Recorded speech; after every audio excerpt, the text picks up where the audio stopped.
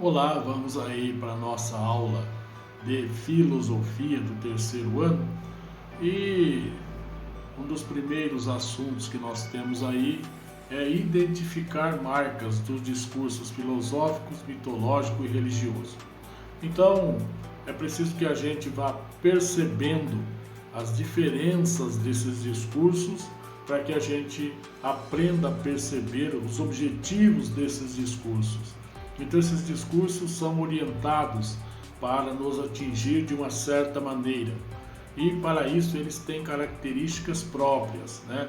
Então, nesse primeiro momento, nós somos chamados a começar a perceber essa diferença que existem nesses vários tipos de discursos e depois, mais para frente, se voltando no presencial, nós talvez trabalhemos um pouco mais essa questão dos gêneros, né?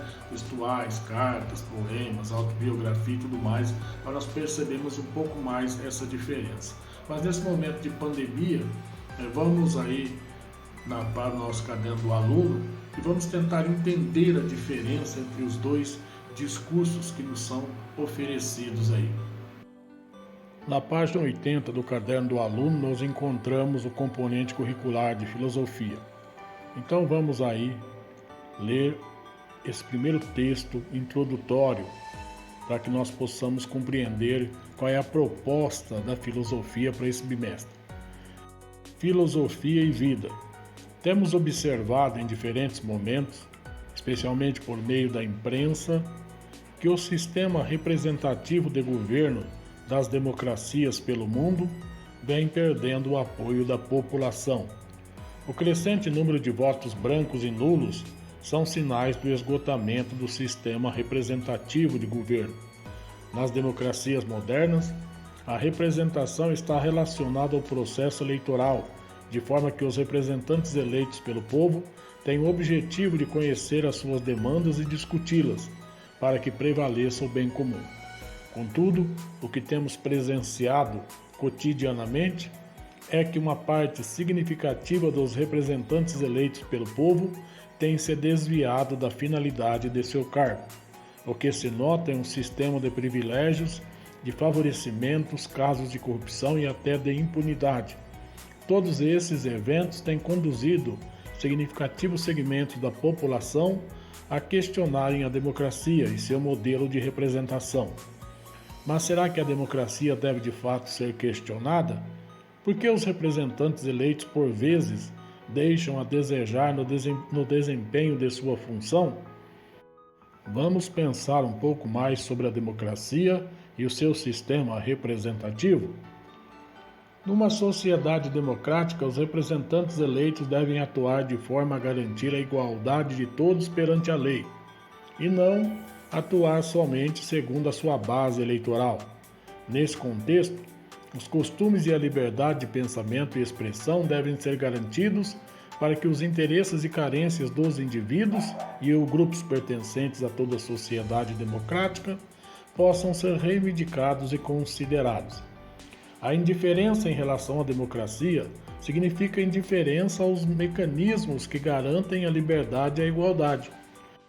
Como seria a sua vida se em sua família, em seu cotidiano escolar e em seu trabalho, você não tivesse direito de expressar e de reivindicar tratamento digno?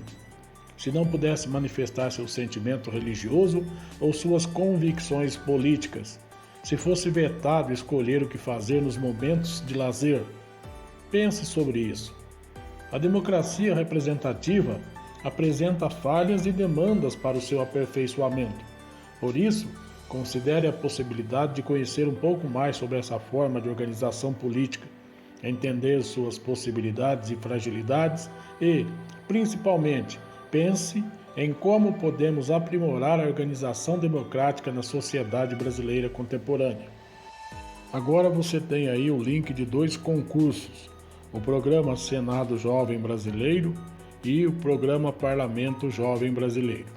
Então, nesses dois concursos aí, você tem a possibilidade de aprender um pouco mais sobre essa questão política do Brasil.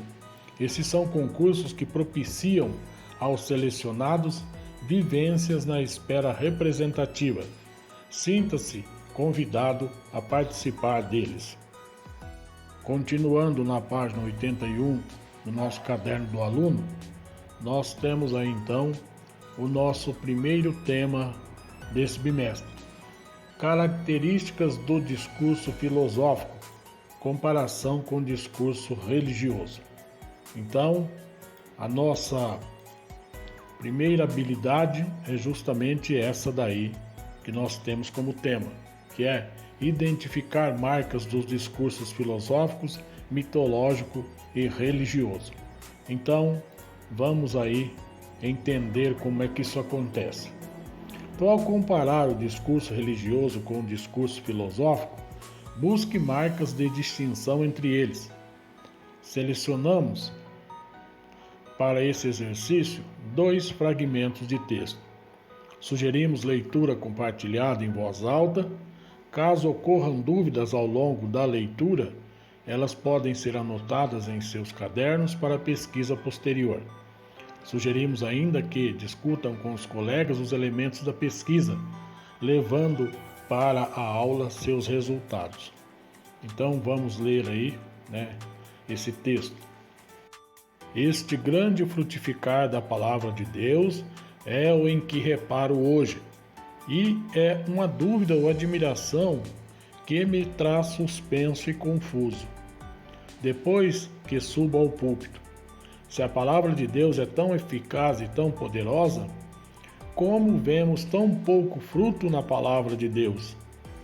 Se com cada 100 sermões se convertera e emendara um homem, já o mundo fora santo. Este argumento de fé, fundado na autoridade de Cristo, se aperta ainda mais na experiência, comparando os tempos passados com os presentes. Lede as histórias eclesiásticas e achá-las eis todas cheias de admiráveis efeitos da pregação da palavra de Deus. Tantos pecadores convertidos, tanta mudança de vida, tanta reformação de costumes, as mocidades e as gentilezas metendo-se pelos desertos e pelas covas, e hoje, nada disso. Nunca na Igreja de Deus houve tantas pregações, nem tantos pregadores como hoje. Pois, se tanto se semeia a palavra de Deus, como é tão pouco o fruto? Não há um homem que em um sermão entre em si e se resolva. Não há um moço que se arrependa. Não há um velho que se desengane. Que é isto? Assim como Deus não é hoje menos onipotente, assim a sua palavra não é hoje menos poderosa do que dantes era. Pois, se na palavra de Deus é tão poderosa, se a palavra de Deus tem hoje tantos pregadores, por que não vemos hoje nenhum fruto da palavra de Deus? Esta tão grande e importante dúvida será a matéria do sermão. Quero começar pregando-me a mim. A mim será, e também a vós, a mim para aprender a pregar, a vós para que aprendais a ouvir. Sermão da 60ª do Padre Antônio Vieira. Então, refletindo sobre essa leitura, nós temos aí alguns questionamentos. Quais elementos do texto indicam que o tema tratado tem relação com religião? Então, quais são os elementos aí que nos reporta ao assunto da religião? Segundo o texto, os poucos resultados, frutos da palavra de Deus, não se devem nem a certa fragilidade do poder da palavra, nem a falta de pregadores. Então, qual seria o problema? A partir da identificação da questão, converse com seus colegas, socialize aí a sua resposta nos seus grupos de WhatsApp, nas suas redes sociais com seus colegas e depois, escreva uma pequena carta para o Padre Antônio Vieira, referindo-se aos argumentos utilizados por ele. Então, nesse tempo de pandemia, essas atividades de sala de aula O caderno foi feito, é claro, para um tempo de sala de aula e agora nós vemos uma outra realidade. Então você vai ter que socializar com seus amigos, conversar aí com eles, trocar algumas ideias, mas eu gostaria que você fizesse essa reflexão de modo pessoal. Escreva uma carta para o Padre Antônio Vieira, referindo-se aos argumentos utilizados por ele. Então você entende que esses argumentos que foram utilizados por ele são válidos? Hoje em dia esses argumentos também seriam válidos nas pregações realizadas hoje?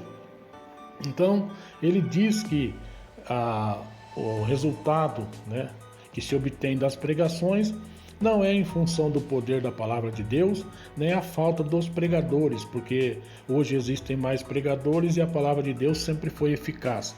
Então, qual é o problema, Então, será que esse problema se verifica hoje também? Então, escreva uma carta ao Padre Antônio Vieira e registre aí essa carta no seu caderno de filosofia. Então, boa reflexão para você. Então, continuando a nossa aula, nós temos um outro texto, A ideia era que você visse 2 textos e fizesse a comparação.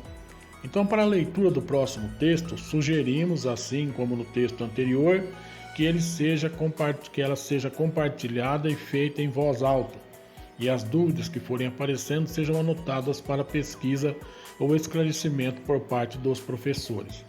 Então, vamos lá, seção 1 das diferentes classes de filosofia.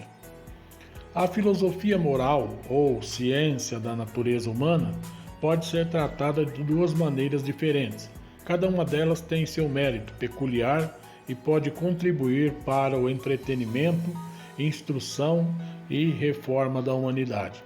A primeira considera o homem como nascido principalmente para a ação, como influenciado em suas avaliações pelo gosto e pelo sentimento, perseguindo um objeto e evitando outro, segundo o valor que esses objetos parecem possuir e de acordo com a luz sob a qual eles próprios se apresentam. Como se admite que a virtude é o mais valioso dos objetos, os filósofos desta classe pintam-na como as mais agradáveis cores e, valendo-se da poesia e da eloquência, discorrem acerca do assunto de maneira fácil e clara. O mais adequado para agradar a imaginação e cativar as inclinações. Fazem-nos sentir a diferença entre o vício e a virtude, excitam e regulam nossos sentimentos. Eles podem dirigir nossos corações para o amor da probidade e da verdadeira honra. Pensam que atingiram plenamente o fim de todos os seus esforços. Os filósofos da outra classe consideram o homem mais um ser racional que um ser ativo e procuram formar seu entendimento em lugar de melhorar os costumes. Consideram a natureza humana objeto de especulações e examinam-na com rigoroso cuidado, a fim de encontrar os princípios que regulam nosso entendimento, excitam nossos sentimentos e fazem-nos aprovar ou censurar qualquer objeto particular, ação ou conduta. Julgam a desgraça para toda a literatura que a filosofia não tem estabelecido, além da controvérsia, o fundamento da moral, do raciocínio e da crítica. Enquanto tentam realizar essa árdua tarefa, nenhuma dificuldade os desencoraja. Passam de casos particulares para princípios gerais e conduzem ainda mais suas investigações para princípios mais gerais, e não ficam satisfeitos, até chegar àqueles princípios primitivos que, em toda a ciência, devem limitar toda a curiosidade humana. Embora suas especulações pareçam abstratas e mesmo ininteligíveis aos leitores comuns, aspiram à aprovação dos eruditos e dos sábios e consideram-se suficientemente compensados pelo esforço de toda a existência se puderem descobrir algumas verdades ocultas que possam contribuir para o esclarecimento da posteridade. Certamente a filosofia fácil e dada terá sempre preferência para a maioria dos homens, sobre a filosofia exata e abstrusa, e por muitos será recomendada, não apenas como a mais agradável, mas também como mais útil do que a outra. Ela penetra mais na vida cotidiana, molda o coração e os afetos, e, ao atingir os princípios que impulsionam os homens, reforma-lhes a conduta e aproxima-os mais do modelo da perfeição que ela descreve. Ao contrário, a filosofia abstrusa, alicerçada numa concepção que não pode penetrar na vida prática e na ação, desvanece quando o filósofo sai da sombra e penetra no dia claro. Nem seus princípios podem manter facilmente qualquer influência sobre nossa conduta e aproxima-nos mais do modelo de perfeição que ela descreve.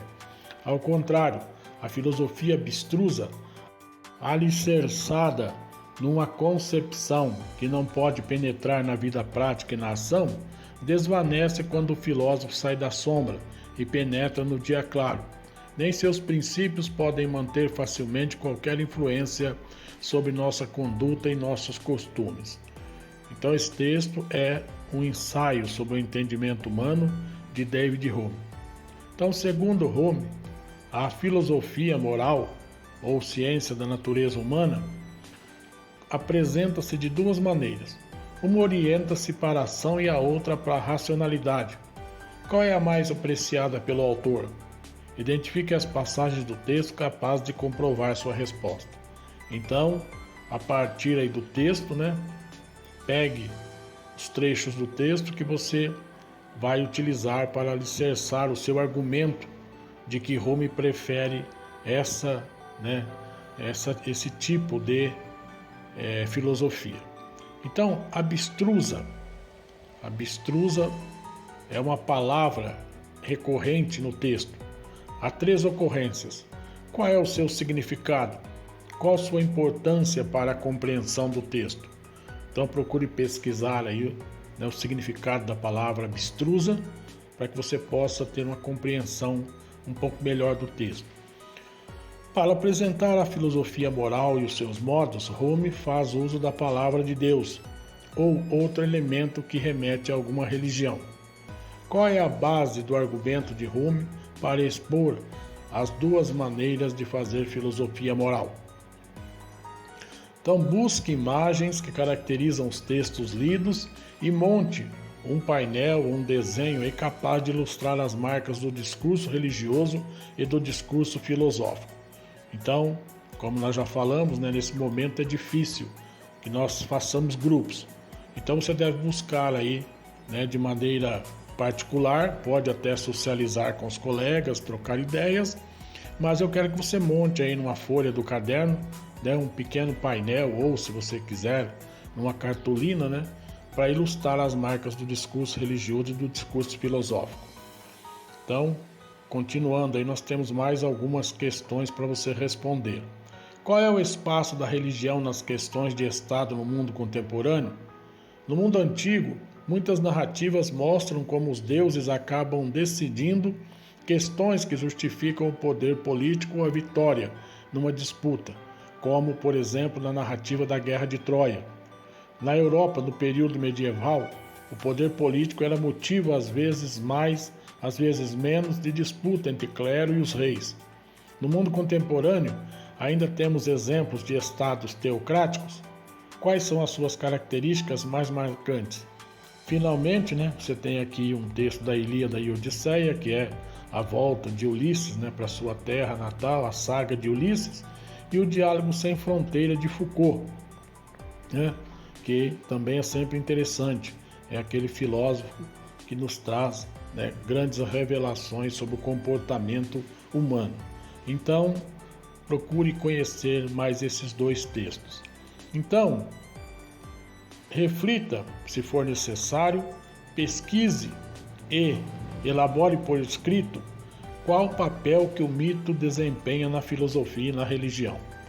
Então, eu gostaria que você registrasse aí no seu caderno de filosofia essa questão fundamental aqui, Qual o papel que o mito desempenha na filosofia e na religião? Então, eu gostaria que você colocasse isso no seu caderno de filosofia, colocasse também essa questão aqui. No mundo contemporâneo, ainda temos exemplos de estados teocráticos? Quais suas características mais marcantes? Pesquise e responda. Então eu quero aquela questão, essa questão aqui, e eu quero que você também faça esse painel aqui ou elabore essa imagem, né? Imagens que caracterizam textos lidos e monte um painel capaz de ilustrar as marcas do discurso religioso e do discurso filosófico. Então, o mais importante nessa nossa primeira aula são essas 3 questões que eu coloquei. Essa aqui do painel das imagens, essa aqui dos estados teocráticos no mundo e essa última questão aqui, onde eu peço para você elaborar, né, por escrito aí no seu caderno, qual o papel que o mito desempenha na filosofia e na religião. Então, boa reflexão para você. Até a próxima aula.